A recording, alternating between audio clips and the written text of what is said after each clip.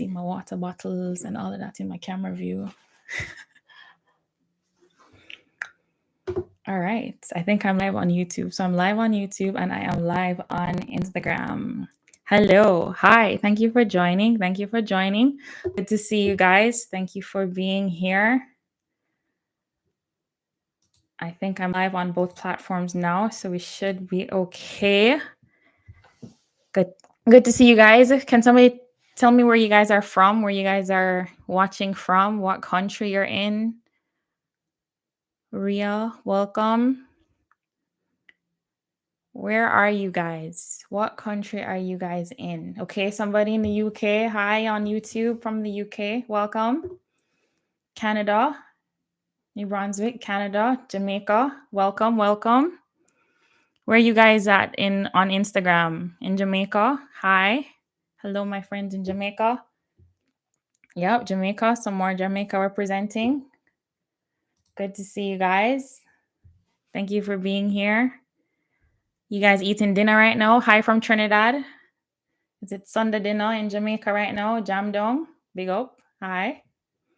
It's good to see you guys. Trinidad, Dominica. Hi. Welcome. Immigrating to Canada this month. Yeah. You go. From Jamaica. Nice. Crystal. Good timing before, so you can ease into the winter. It's good to have a gradual change into the winter. I came and it was just day and night from one day to the next. From Jamaica, living in Canada. Nice. Where in Canada are you? Are you in Toronto? Are you in another province? London. Hello. Hi. From Jamaica. Oh, yes, I read that one. Okay. Welcome. Hamilton. Nice. So that's in Ontario. Nice. Okay. So just for the people on YouTube, we have people on Instagram and YouTube at the same time. I'm just going to keep both of them running and get going with the whole, I guess the point of me having this live. I want to announce the virtual tour that I am going to start next week, Sunday at this time, same place on YouTube and on Instagram. It's going to be live like we are right now. You guys can talk. Hello, Scarborough. Hello from Scarborough. Kelowna. Hello. It's going to be live on both platforms. And the name of the tour is called Ask a Canadian Immigrant. So what we're going to be doing is I'm going to have on each Sunday, so it's 5 Sundays. Hi. Hey, I know you. Each time, I'm going to have somebody new on the live. And what we're doing is touring different experiences within the Canadian immigration space, right? So everybody who we're going to be talking to has already gone through the process. They're at different stages in the process. Like I'm a citizen. I'm in Canada. Paul is a citizen almost. I think he's done now, but he's not in Canada right now. And different people in different provinces. So I'm going to tell you the lineup. Hello. I'm going to tell you the lineup of what I have planned, the dates of everything, and of course give you guys a chance to ask some questions. Or I actually have a question for you, for some of you who are not yet in Canada. And then if you don't know, I wrote a book about my journey and the Canadian immigration process. And so I'll talk a little bit about what's in the book to give you an idea of what's there. If you know anybody who is interested in the process, you can recommend it to them, or you can get it as a memorabilia. But yeah, so let's talk about the tour. So first of all, it's going to start next week, Sunday, September the 11th, right? Today's the 4th. So it's going to be running for 5 Sundays, starting on September the 11th. So September the 11th, then the 18th, then the 25th, then October 2nd, and then October 9th. Right? So those are the dates for the live virtual tour. It's going to be on YouTube and it's going to be on Instagram like we are here today. So I'm not looking at the camera. Here's the camera. Hi. But the screen is over here. The phone is here. Notes are over here. So those are the dates. Okay. So first we're going to go to, the lineup might change in terms of the order, but here's what we have planned, or I have planned. We're going to talk to Dems. I went live with Dems last week, Saturday. His channel is The Andersons. And he migrated to Canada from Jamaica. He went to Alberta and he came with his family and his young child. Since then, he's had another child and he has applied for permanent residency through the provincial nominee program, right? So that's very different from what I did and very different from anybody who on the channel who I have interviewed. So I'm definitely going to have him as part of the tour, and that will be our first stop in Alberta to talk to the Jamaican over there in Alberta. Do you know how you can order GMC's notes? I think that would be a great question for Paul. So Paul is going to be our next stop. Paul is an immigration consultant. He's from Jamaica. He and I have had several episodes on my channel, so you can look back at our channel history. We had like a whole series because both of us at had left Canada. I left Canada. By the way, I'm back in Canada. I left. I packed my stuff and I left. We had a whole episode on that, so you can just check out that episode to see why we left. But I am back. Paul isn't, but Paul is a licensed immigration consultant. He can answer your questions about the particulars about the notes. I'm assuming that probably you had a rejection or something, or you want to know what's going on with your file, and so you want to be able to order the notes. I know that typically an immigration consultant would do that. I'm sure you can do that yourself, and I can probably look into it after. But Paul, who is our next stop on our tour, will be able to answer that question. So Paul, the last time I checked, was in the Cayman Islands. Yeah, missing winter and all of that stuff, living life. And he's a Canadian citizen, so he doesn't have to worry about being outside of the country per se. So that's going to be our next stop. After that, we're going to move on to a Colombian who moved to Canada with her family. Well, moved with her husband. Now they have a family because now she's had a child. And just her process of coming here as a student, bringing her husband along on an open work permit, and then applying for permanent residency. And I used to work with her, not in terms of immigration, but just we used to work at the same company. And she was nervous. A lot of the time she was nervous. She was like, what's going to happen? Am I going to be approved? Do I need to do all of the different language tests in order to improve my score? So I don't know where exactly she is in the process right now. The last time I checked, she was doing PR. I think she's PR right now, and we're going to hear from her and her experience coming here. So that's our stop in Colombia in Canada. Then we're going to go over to Nova Scotia. I have a friend who for years, hi, waving, was interested in moving to Canada. So he has always asking me questions, always asking me, what's the process? And finally, it all came together and he was going there. He got there, and like months after, he and I messaged. I was like, how is Canada? He's like, trash. So I'm interested in hearing what his experience has been like for him to have come with that report like it's trash. That's unfortunate, but it is the reality. And it could be trash temporarily. He could probably decide not to be here at all and move home. We don't know, but we're going to find out when we go over to Nova Scotia and talk to him. And all of this is virtual, of course. So we're virtually hopping over from place to place. And then the final episode, so that's guest 1, 2, 3, and 4. The final episode is going to be a panel. So we're going to have at least 4 or 5 people, including myself, on the panel. And hi, Alicia K. We're going to have different people on the panel. I'm going to throw out a question to the panel. Should you move to Canada? Should someone move to Canada? And then I'm going to ask you, the audience, people who are on the live, people who are attendees. Oh no, my camera is like blurry. Why do you want to move to Canada? Right? I think that, I'm going to ask you as people who are interested. And I'm also going to ask people who have done and gone through the process. Should somebody move to Canada? It might not be a black and white yes or no. It might be it depends on your circumstance, because that's the answer I would give. But I want to know some of the reasons why you guys want to move to Canada.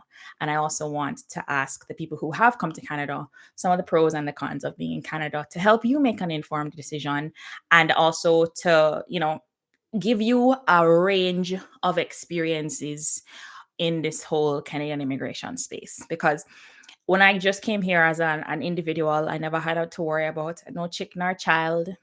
I don't worry about no family, nothing. I came, I did my own thing, I made my own moves. I came and went when as I please. And it changes once I have, I have a daughter to think about, I have a family to think about. And my perspective on being in Canada has shifted. And I left. I left Canada. I never had necessarily a return date. I packed my stuff up, put it in a corner, paid for it to be in the corner. And yeah, and I only recently came back. Um, and, you know, I could easily pack up and leave again, honestly. But that is circumstantial. It depends on what's going on in your life at any given time, your family situation, your income situation, children, having a support system, which was very critical for me when I had my baby. And I had my baby in the heat of COVID, like May, when COVID was trending, like trending. Like you could only bring one person to the hospital with you. Even like I'll tell you guys a story at some other time where I was preparing to have my baby. I brought my mom here from Jamaica. And when she landed in the airport, immigration said, no, the borders are closed. You need to leave on the next flight to Canada. And we had to do all kind of things to get her to stay, right? Like the story ends well, but like this is me 6 months pregnant. It was so stressful. And she could have gone home, and I would have not had the support I needed when I was going into, having a whole other human to be responsible for. So, circumstances change, things change that make you want to not be in Canada or table coming to Canada. And I know a couple of people who have left. So the reason for sharing those experiences to give you guys the good, the bad, and the indifferent about being in Canada and moving to Canada. So that is the lineup for the tour.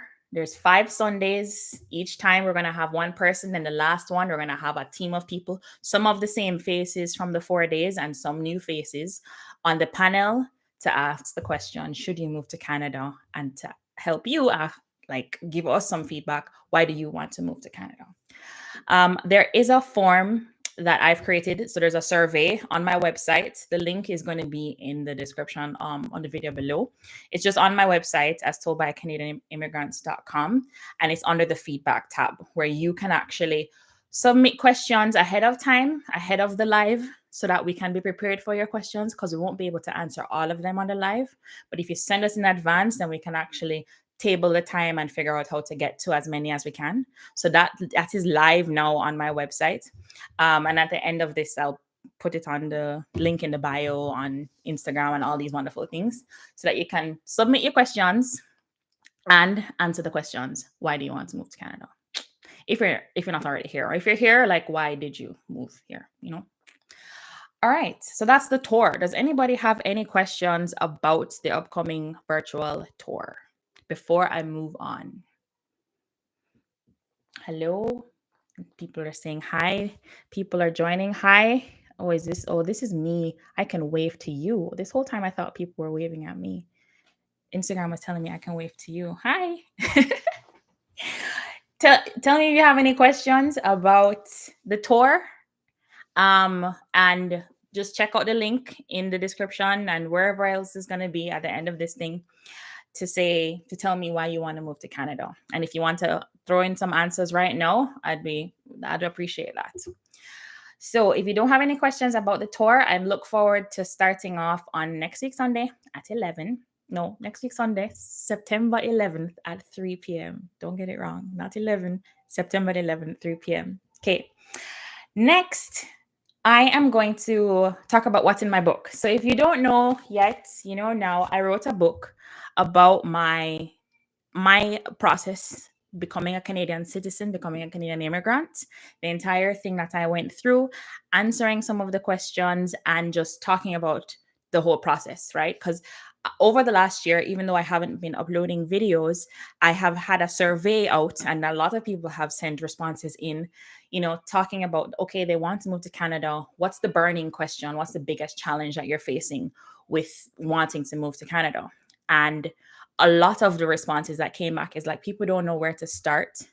they want a step-by-step process of how to do it, and guidance along the way. And I know, like, even on YouTube you can have different videos about different parts of the process. So my channel will have the permanent residency part or the citizenship part, but not everything all in one place. So that's what this book is, from student to Canadian citizen and everything in between. So this book is live. It's on Amazon. You can buy it on Amazon. You can get the ebook. You can get the physical copy like this, and it will be shipped to you in a few days. And yeah, it can help you to just get an idea of the full process, answer some of the questions that you had, some of the obstacles that I have and how I overcame them. And if I didn't overcome them, my suggestions to you to help you overcome them. Because I've made some mistakes. My first application was rejected. Some people know that already. And that is how I started out. Out the gate, boom, no, you can't come to Canada, rejected. And I had to overcome that challenge. And then, yeah, across the entire process it wasn't necessarily smooth, right? There was always some hiccup of the sort, some stressful thing of the sort. So yeah, that's what this book talks about, right? I give you 20 action steps from start to finish, from student, or from just the desire to want to go, and then becoming a student, and then citizenship.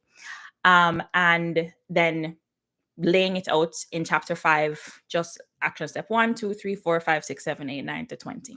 Okay, so who is this for? Who is this book for, right? Obviously, so I guess somebody who is in their home country, who is interested in going to Canada and wants to know, where do I start? What is the process, right? So that's definitely one person or one group of people that this book is for. Who else is it for? International students who are already here, but it's just the start of the journey, right? Like, we had some of the biggest questions when we were students at school, especially when you do like a 1-year course, a 1-year postgraduate program, because like, oh my God, am I going to get a 1-year work permit, or is it going to be an 8-month work permit? The kind of questions that we were asking are answered in this book. People who are currently on a postgraduate work permit working towards permanent residency. So you're working towards getting into an express entry pool and being invited to apply for permanent residency. The book is also for you, because then you can pick up from the work permit section and then follow through to citizenship, and just did the tips along the way to become a citizen.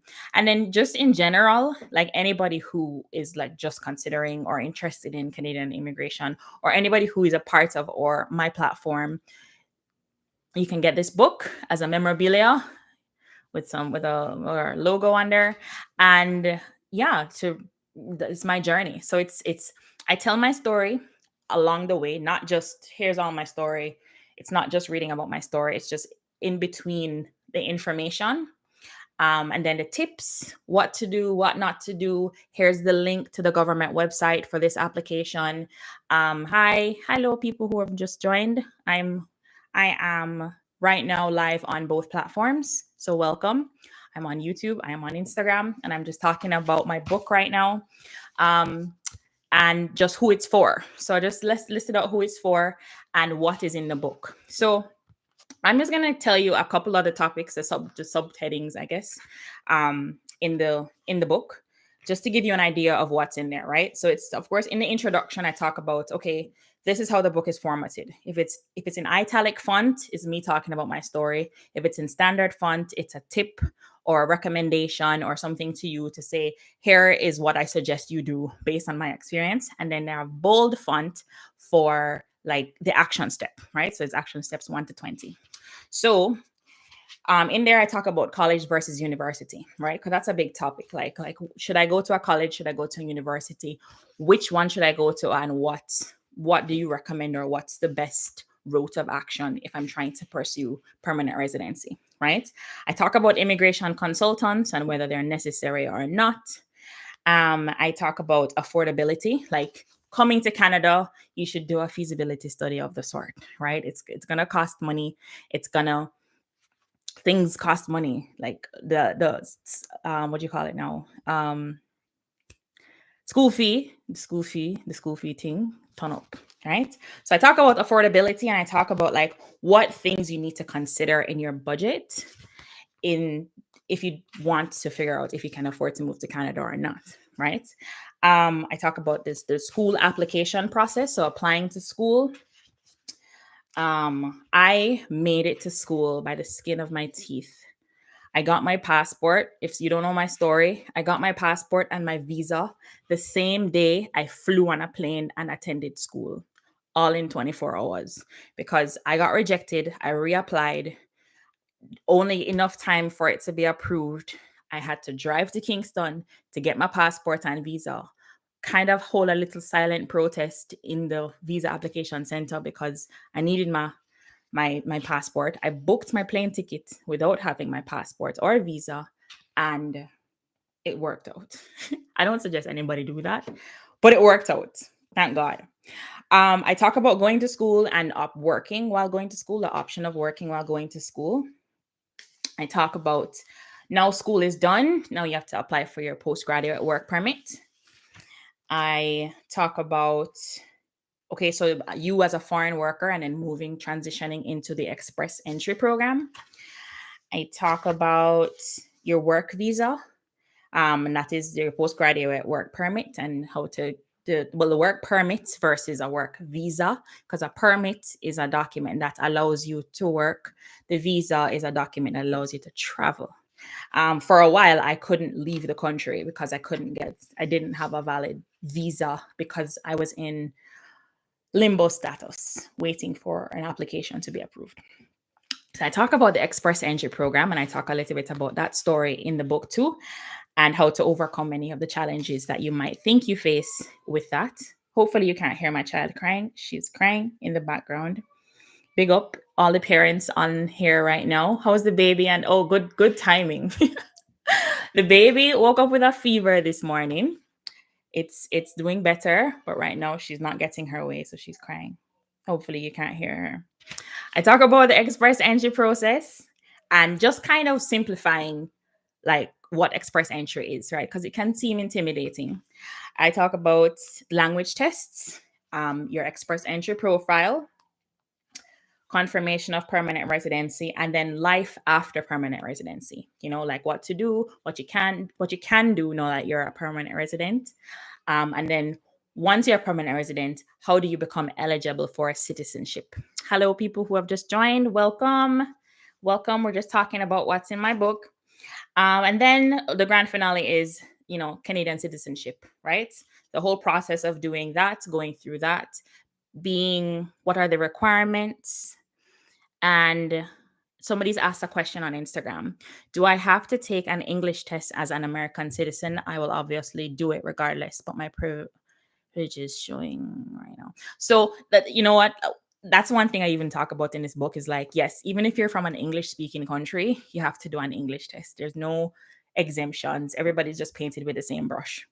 And the English test isn't necessarily, it's testing your competence in the English language. So your oral skills, your comprehension skills, your writing skills, and so there's listening, speaking, reading, writing. So your writing skills. And it sounds kind of simple and dumb. Some people who are native English speakers don't do well because it's more hi Adrian, my big friend. Thank you. It is you need to practice for it, not practice English language, practice timing, practice doing an exam and finishing within the time that they give you to do it. And like the listening comprehension, especially if you have like a short attention span, and I think all of us have been affected by that because of social media, you have to be listening and make sure you don't miss the last thing that they said while you're probably your brain gone off and start thinking about something else, because that happened to me and I missed it twice. I missed it, and I had to guess the answer. It's not even like you can put two and two together and then make it up or come across the answer. I had to just guess and just put, when in doubt, you put C.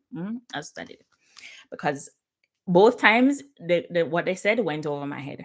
And I think because I was trying to get ahead of them, so I was reading the questions ahead of when they were reading, and then I got distracted. So yeah, don't maybe do that, but don't do that. But I did okay in the English test. But yes, you have to do an English test, Mister, from the US. Wrapping up what's in the book: citizenship requirements. Yeah, man, practice, practice.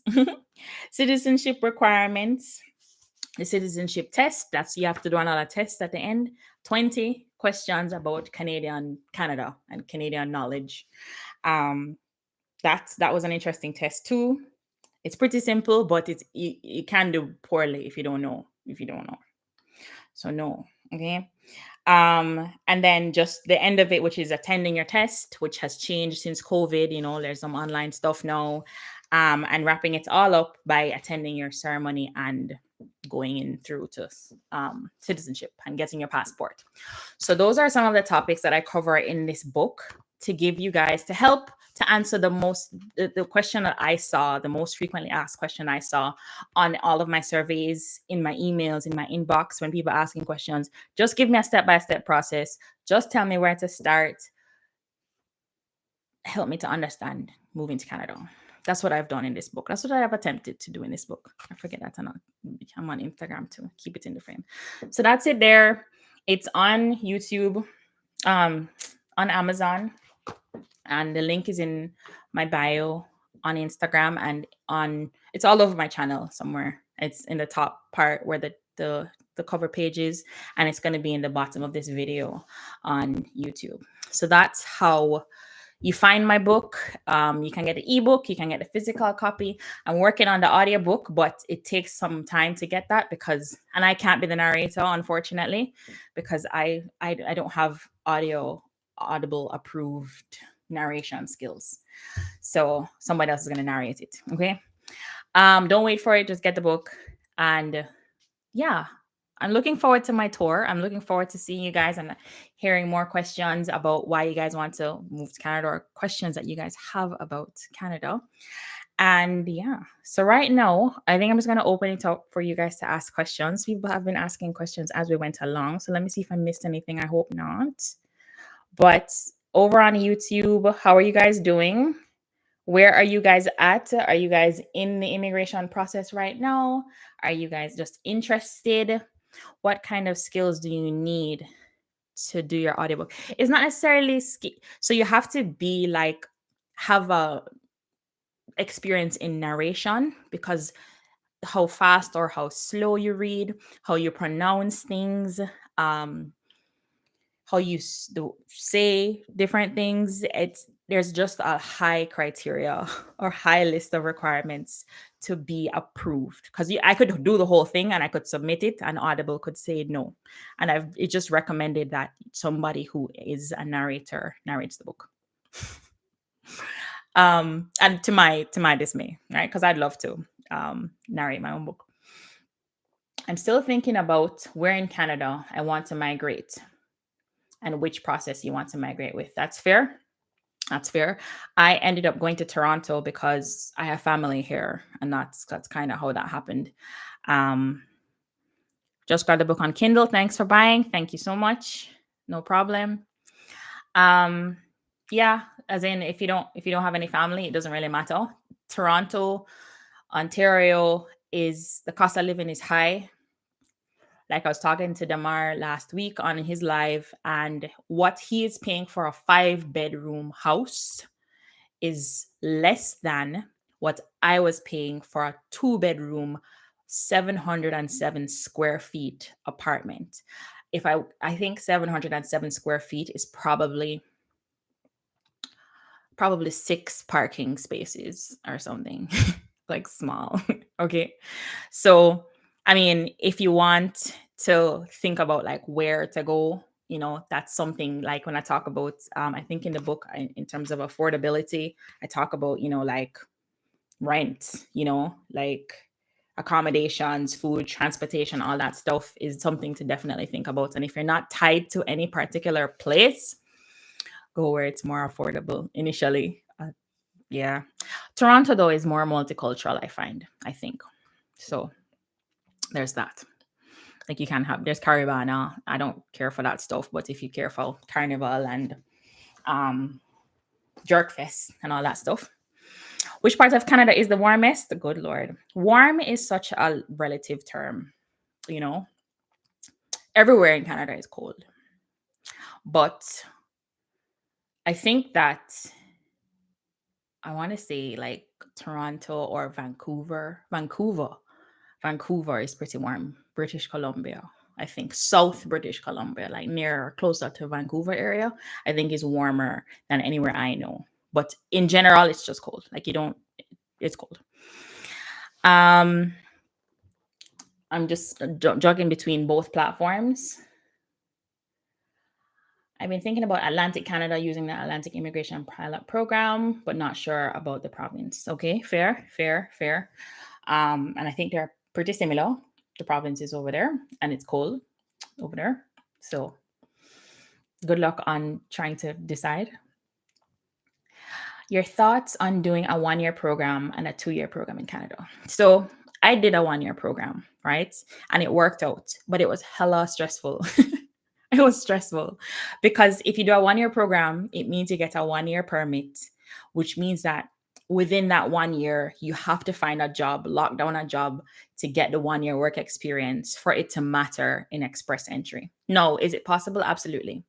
And especially since processing times for work permits are long now. I mean, it could change, but still, like even if the processing time is 1 month or 2 months, that helps you in that you finish school now, you can work full time. So get a job real quick. And if it takes you 4 months to get your work permit starts on when it's issued. So even if you submit in September and you get it in November, the start date is November. So your year starts counting from November, which means that you just got some free time, so to speak. And that worked in my benefit, right? Because if I had gotten my work permit straight out of school, September to September, I would have been toast. Because September, like after the 1 year anniversary of me working, is when I got invited to apply for permanent residency. And then I took a few weeks to put my application together. And 6 days before I submitted my application, my work permit expired. So that's the thing with the 1 year program, right? A 2 year program, on the other hand, is going to be twice the money. So it's just assessing the pros and the cons.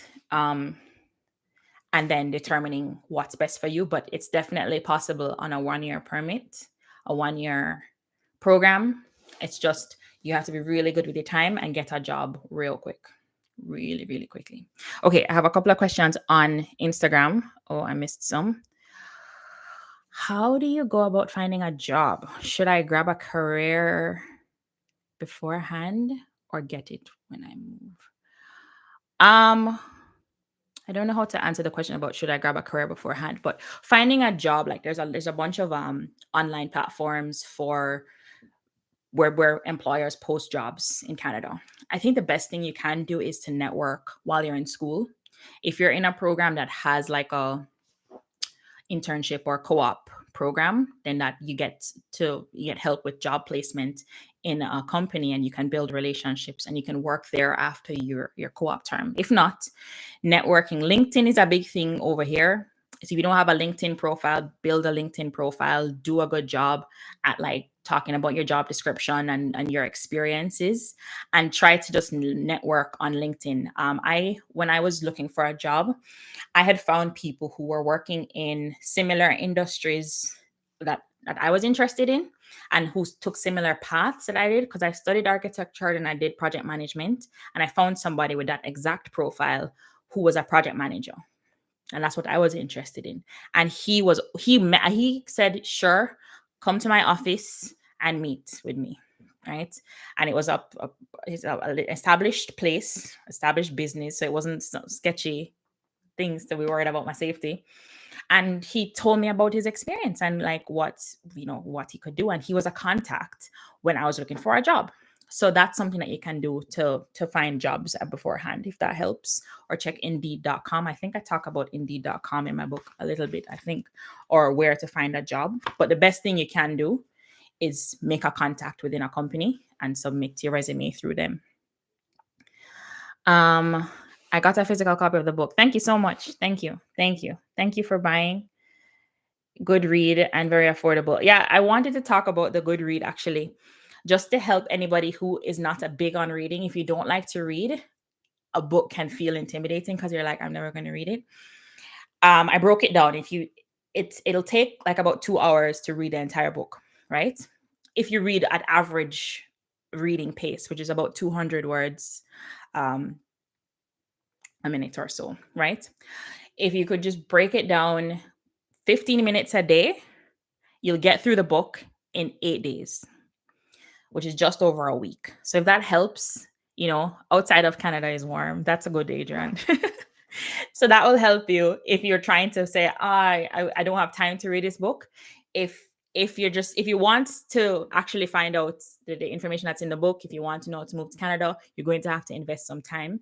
A video would be easier, but a video is going to be pretty long. And just invest 15 minutes a day for 8 days, 1 week, and you'll be done with the book. And I think that 15, like I did the word count based on the number of pages and all of that stuff, but like the first couple of pages is like disclaimer and all of that stuff that you don't necessarily have to read. Just know that I'm not an immigration consultant and it's not legal advice.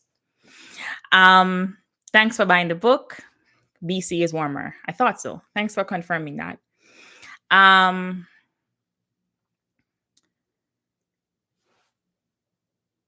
from Chicago, so I'm prepared for worse weather than that. I don't know, Miss Chicago, Mr. Chicago, person from Chicago. I don't know. Yes, it might be a bad winter. Some people on Instagram are talking about the winter is going to be bad. The summer was pretty like hot. Like I think this is the hottest summer I've ever experienced here. There were some really hot days when you get into the car and you're like boiling. So the winter might just be really, really bad. And I mean, during COVID, like I said, I left Canada. I came back in the dead of winter, which I wasn't very happy with. But I skipped a winter, and I was happy about that. I was very happy about that. What do you think about doing a one-on-one program?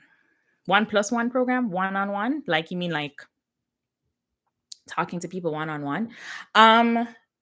You know what? It's something that I'd love to do. I just would love to like duplicate myself, clone myself several times over, because it's as a mom, a working mom, doing this, all of that. There's always like right now, I haven't done laundry, right? So I'd have to be able to like just really buckle down and invest the time in doing that. But if I can't do that, I'll connect with somebody who can and lead you to them. Like Paul, immigration consultant. If you have your questions, go straight over to Paul. Tell him I sent you. He'll treat you good. Okay. Even if you didn't tell him I sent you, but tell him I sent you. Regular diploma versus post diploma. Was there a question before that? Or is that your question? I don't know.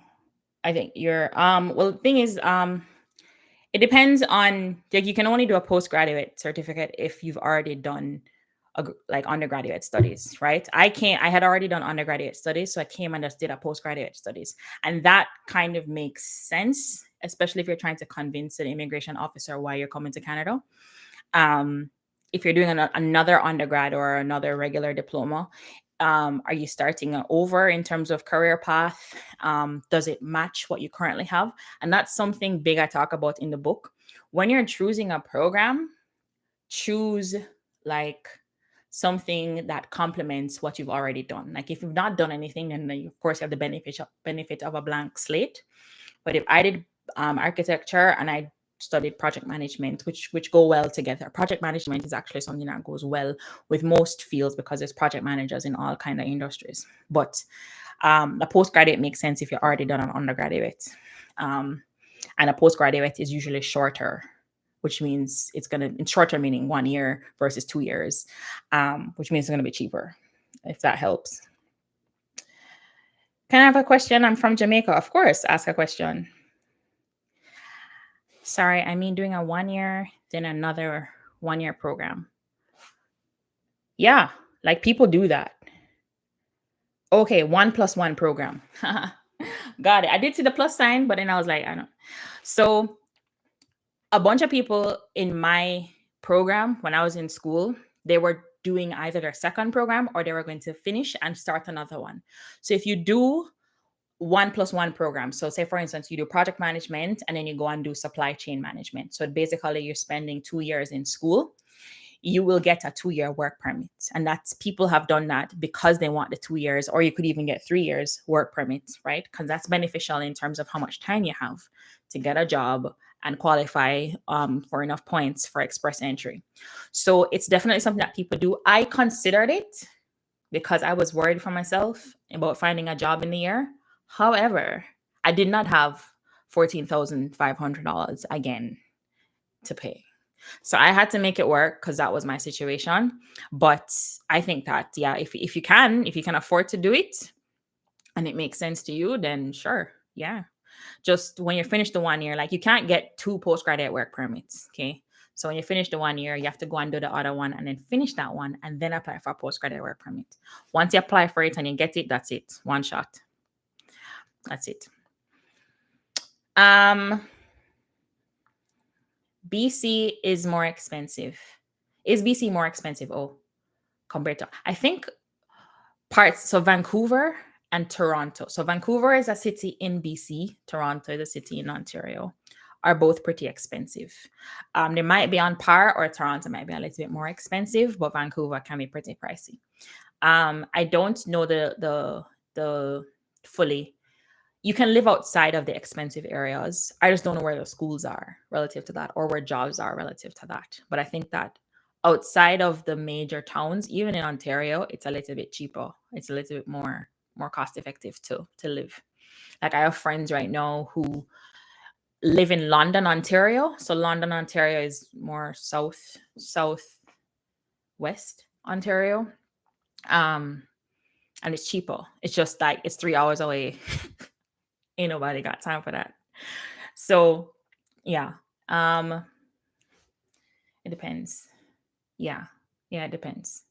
Hi, new people on YouTube and on Instagram. Let me see if I missed. Suppose you can't afford the school route, but you still want to go to school. If you can't afford the school route, you still want to go to school. The programs like the Atlantic Immigration Pilot Program and the Rural and Northern Immigration Pilot Program allow you to come to Canada and work, right? It just though you have to have a job offer first though, and then come and work. And say for instance, you do that, you will come to Canada through that program, work for a year or two. Once you have your permanent residency, then and you would have worked, so you have a little bit of money save up, then you can go back to school as a permanent resident, which means that you're going back to school for cheaper because permanent residents pay like a third or a half of what international students pay, and then you get to go to school. So if that's something that you're interested in, then check out the Atlantic Immigration Pilot Program. I did talk a lot about that in 2020, 2019. I don't know the years, I messed up. Or the other programs that are available to come through work first and then consider going to school afterwards. I hope that helps.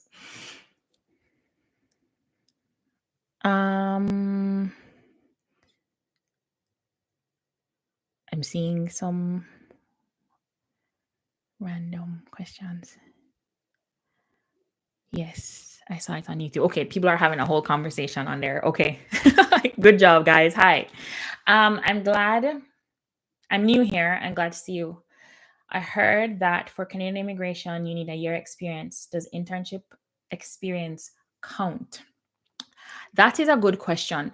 So part of my understanding with experience and being able to count your work experience is that you have to be like qualified or certified to work in that field in order to count it as work experience. And I don't want to get intimidated by that. Like, so I worked as a project coordinator after I had a certificate in project management, because it is only after you have it that you are eligible, right?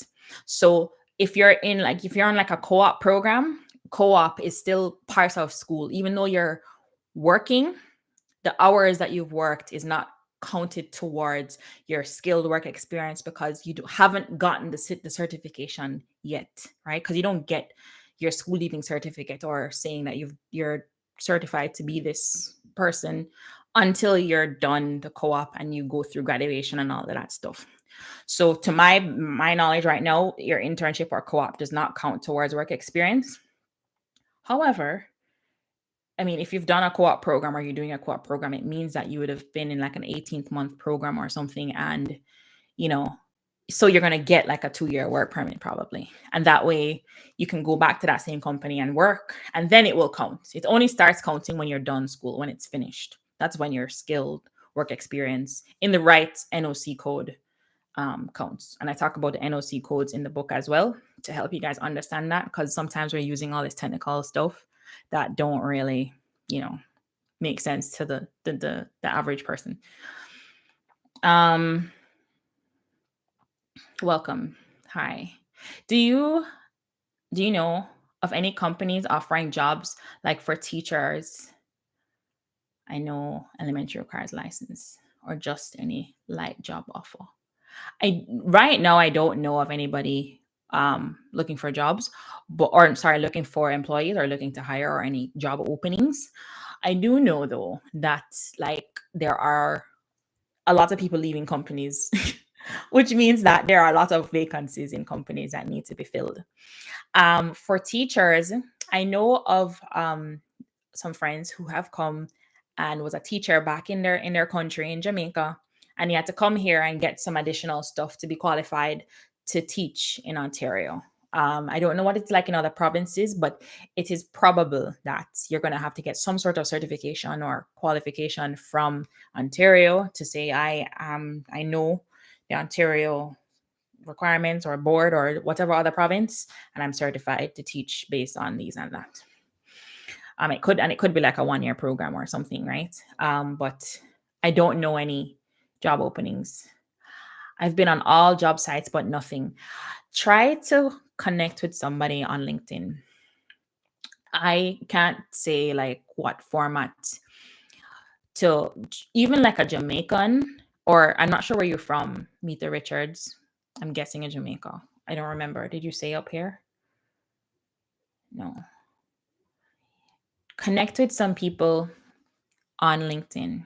Go on LinkedIn, build a LinkedIn profile, have a LinkedIn presence, send invites to people who are have maybe some similarities or just in the field that you're trying to work in. Just try to network through people, because somebody I gave my resume in through a friend. Yes, Jamaica. Yeah, there's tons of us out here and I've helped people get interviews before when I know openings, like I know that there are job openings, right? So it's definitely, if I know, like you said, it sounds like you're looking for a teacher job, or you said any job. Yeah, but what you can do is send me an email me your resume, your qualifications. I'll send it to anybody that I know who can help. But you can also work with a recruiter. Recruiters work for free because they are paid when they onboard somebody by the company. So recruiters will work for free to help you to get a job. So recruiters are on LinkedIn all the time, and then they can help you. But if you have a LinkedIn profile, that's good, a good start. Network with people. You can email me. You can, if you go on my website, somewhere on there is my email address. But it's as told by Canadian Immigrants at gmail.com. Send me your stuff, anything you want to send me, and I'll shoot it out to anybody that I know and give you some tips if I can on your resume. If you're not getting any hits, you probably need to change something. Thoughts on tourism program in Toronto and job prospects? I can't answer that question. I feel like tourism, I don't know. I guess a lot of people come to Canada. Yeah, right? People come and look at Niagara Falls and stuff like that. I just don't know how well of a industry it is, or the job prospects in that field. I don't know that I can confidently answer that. But you know what? I will, shoot it out to anybody I know and answer their question for tourism program in Toronto. I don't know. Hi, people who are joining now on Instagram. Hi. Thank you for joining. No problem giving you guys insights. I'm live on YouTube and Instagram, and we're here for about 10 more minutes to wrap it up in an hour. But if you're new, I spoke about my virtual tour that's going to start next week, Sunday at 3 p.m. Sunday, September the 11th, and it's going to run for 5 Sundays. So the 11th of September, the 18th, the 25th, October 2nd, and October 9th. Sundays at 3 p.m. right here, same time, same place. It's a virtual tour. We're going to go to Alberta. We're going to go to Cayman Islands. We're going to go to Colombia in a Colombian's living room. We're going to go to Nova Scotia, and then we're going to wrap it up with a panel of 5 asking the question, should I move to Canada? Should someone move to Canada? And why do you want to move with Canada? I don't know if you're asking me that question, Tafa D, regular versus post-diploma. I think I did talk about that, but if you want to be a little bit more specific, or if you're not talking to me, then that's cool. If you guys are having a whole conversation in there, then that's cool. I'm fine with that.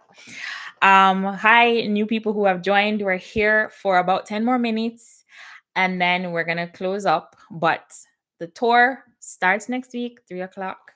And my book is available on Instagram. No, Amazon. Why do I keep saying that? Like it's mixing these up. Kristina, please address my question. I don't see a question. K-Scar, send me the question again, K-Scar. I'm not seeing your question on here. I don't see a question. Oh, my name is Kristina with a K. My name is Kristina. Kristina with a K. Somebody's asking me my name. It's to you. Which can I do in Canada? You can do a regular diploma. You can do a postgraduate diploma. It all depends on what you have already. So if you have an undergraduate degree or any kind of undergraduate studies, then you can go and do a postgraduate certificate or diploma. It depends. It just depends. But you can do both. You can do both. You can do both.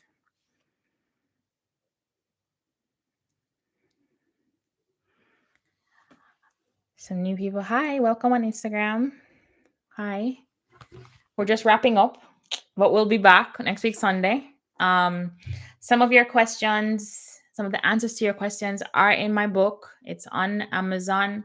The link is in my bio, but it's also on my YouTube channel and on my website. Everywhere I'm as told by Canadian Immigrants. So as told by CanadianImmigrants.com, as told by Canadian Immigrants on Instagram, on YouTube, on Facebook. K-Scar, I don't see a question from you, okay? So if you want to send it again, I'll go just below you here. Remind me of your name. I said that. Do you see yourself in Canada permanently, or would you like to move home later on? That's a good question, because a year and a half ago, I did leave. I left. I packed everything up and I left. My circumstance changed. I had a baby. I needed family support. COVID happened. All kinds of things that caused me to reevaluate being in Canada. So do I see myself here permanently? Right now, I'm here. Right now I'm here. And I'm doing life in 6-month blocks. So for the next 6 months, that's where I'm at. And then now 6 months from now, check me again, see where I'm at. But the benefit of being a citizen and going through the process is that now I can be anywhere I want to be, right? I'm not tied to here, and I can always go and come, right? So that's the benefit of having gone through the process. But right now I have a child. My everything is like kind of just revolving around her needs right now and my needs as a mom. So Jamaica, that's where my family is at, and I'm open to being home. Thank you, Alice Wander, for loving my channel. For express entry, is there an age limit? Is there a age limit? I just know that the older you are, the less points you get. The prime age is between 19 and 29. That's when you get like the maximum points. After that, it start going down and down and down and down. So I'm going to type in express entry points to see where the cutoff is. But like after a certain point, it doesn't make sense because if you're close to retirement, you're not really like express entry is about what you can give to Canada, right? But let's see here. Comprehensive ranking system.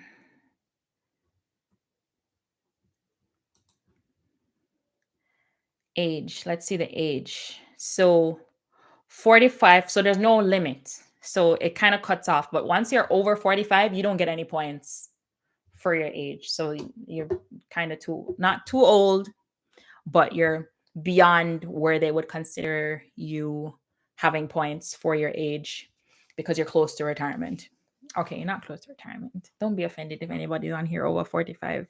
I just mean like Canada is doing this it's beneficial to you as a byproduct, but they're building their labor force. They're building their workforce. They have an aging population and they're trying to get people to come and work, right? So yeah. You didn't miss the cutoff necessarily, but you know, you're not going to get any points for your age if you're over 45. But also, if you're over 45, you'd have to check to see how many points you have. But if you get enough points, then by all means, of course, you just won't get any points for age. But you can do the calculator. There's a video on my channel about how to check your points. Check your points. If you're an early childhood, ECG is early childhood, no, ECG tech. Oh, I see, ECG tech, okay, in the States. Would my license be accepted in Canada or not to start all over? I don't think you have to start all over, but that's very specific. And because I'm not in that field, I don't know that I can answer that confidently, or in a way that's going to be very beneficial to you. That might require a little bit more research, right?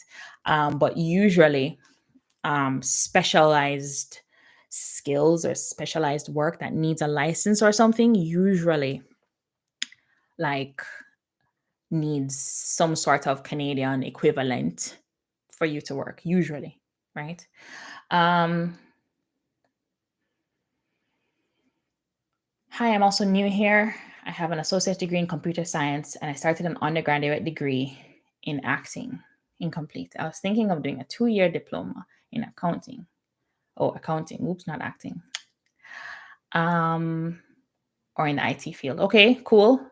Which do you think is a better option? I think it's going to be depending on what you want to pursue ultimately. And just do a quick search online. Go on indeed.ca, I think, for Canada, or just search Indeed Canada and look to see what jobs are the job types that are available in that field that interest you and pursue either. I think both are good, whether it's accounting or working in IT. Accounting sounds a little bit more specific than IT field because there's so many jobs in the IT. So maybe get a little bit more specific by just looking up what job availabilities there are, what is the income earning potential of each, to kind of just map out a plan for yourself to figure out where should you go, which route should you go. Some fields have a ceiling in terms of how high those people are average paid, right? So not saying that you're chasing the money, but ultimately like you're working to make a living, right? So figure out what you're most passionate about. It's very different, I think, accounting or IT, or maybe you can do something accounting and IT together. But yeah, I think they're both good, but whichever you're most passionate about. I'm here in BC. I got a job offer with an LMIA. That's good. Do you think I should apply for a work permit on my own or do I need an agent? LMIA can be a little bit tricky. I think that if you're confident enough to do it on your own, maybe put it together and then just have an immigration consultant just look it over just to do a review. I know that's something that Paul does because you may need different services. Like you may not need a full-on somebody to apply for you, but you may need somebody to just review what you've done. If you're confident to do it on your own, do it and have somebody review it, I would say. I think LMIA can be tricky. um and just to not have to do it all over again. Just have somebody just double check for you, a second pair of eyes to just give you any suggestions or corrections or any rooms for improvement. And so having somebody review your application is going to be way more cost effective than doing the whole application for you if you're concerned about cost. I hope that helps. Oh no, I missed the cutoff. No, you didn't. You didn't. Just check your points. Check your points. No problem. There's no age limit, but you start getting points. Exactly. Yes, no problem. Still trying to decide which province. Fair question. Fair. Did if you don't have any family, you're not tied to anywhere. You know, the province thing can be a hard decision. So I'm just checking over here on Instagram just to see if we have any last questions that I can answer before we close off. We're at the 1 hour mark. Any tips? Of course, where you have family or where you know people, it's easier to grow where you have a little bit of support. Toronto is more multicultural and you're more likely to find more people of your background or ethnicity compared to other provinces. Not that they're not people of different backgrounds in other provinces, they're just more in Toronto, so it's more multicultural, but it is more expensive. So it depends on what you want, what you're trying to go for. You can go somewhere else initially where it's cheaper and then make your way to Toronto if you're interested afterwards.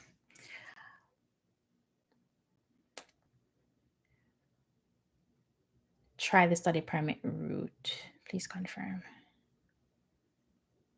Yeah, you can go back to school. It's just harder it just depends on what you go back to school for as an older person, right? Like you have to convince immigration that you're going to leave the country. Because when you're coming here as a student, they are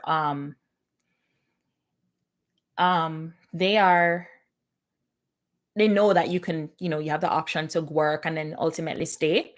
But when they send you here as a student, they need to know that you plan to be here as a student and plan to leave when you're done. And as an older person, you just have to show enough ties to your country and just qualify validity of going to school at 45, but I'm not saying it's impossible. You can try. Yep. So Alice Wonder, somebody is suggesting that you try the study permit route. Since your age, you won't get any points for your age, so try it, but also try to calculate your points. I'm glad I did the express entry when I did. I would have not made the cutoff point. Girl, me and you both. And the thing is with the express entry, they weren't calling people outside of the country for a while. They only just started doing that now, like since COVID. Hi, been watching from 2019. Thank you for sticking around and waiting for me to come back. I appreciate you and I appreciate you joining this live right now. We are ending, but thank you so much for being a part of the community. When I was doing express entry, my points was like about 499. And right now them calling 500 and all kind of number. But I think it's going to come down. I think they only just started like calling back from programs outside of Canada. And I think it's coming down. Like it's been trending down. It started kind of mid 500s and now it's like at 516 unless there was something new that I didn't. The newest one is lower than that, but the last one I saw was 516. So it's coming down. That's how they started at the beginning of Express. Very ambitious, but I'm glad that you are a permanent resident, Crystal, and you did the express entry when you did. And with that, I am going to wrap up here. Thank you so much for your questions. Thank you for being on here. Nice. What? From 2020? That's long. Oh yeah, but COVID, right? Okay, there's one more question. How easy is it to get an LMIA job from outside of Canada? It depends on the job. So for anybody who wants to understand LMIA is called Labor Market Impact Assessment. And an employer has to convince or put forward a convincing proposal that we are trying to hire a particular skill set that we cannot find locally. So we're trying to hire somebody internationally. And that's kind of like the Atlantic Canada. Atlantic Canada has an aging population, and they don't have enough people that are filling the jobs there, right? So then they have a legitimate reason to get people in. Just LMIA now, you just have to find an employer that's willing to go through that process, because the employer, when I was trying LMIA, I did try it before Express Entry opened. The employer has to run ads to say, we're hiring for this. When people apply, they have to screen those applicants. And then when they're submitting an application to the government to say, we want to do an LMIA, we put out a job ad. These are the people that applied, and this is why they don't qualify. That was my experience of LMIA. And for most jobs, it's hard to not find somebody locally, right? But it depends on the province. So I'd say from outside of Canada, LMIA job might be easy in certain provinces or in certain specialized skills. But like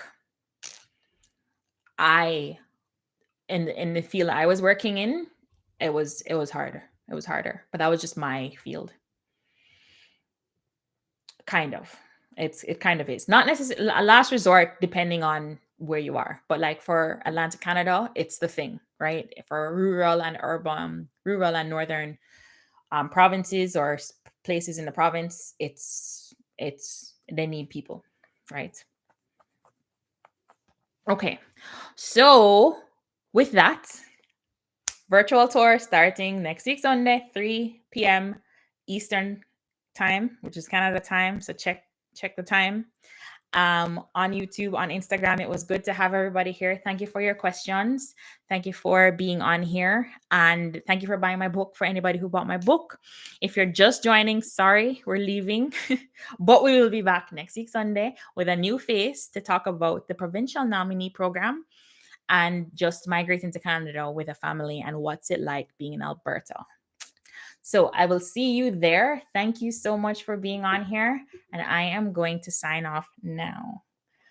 Bye.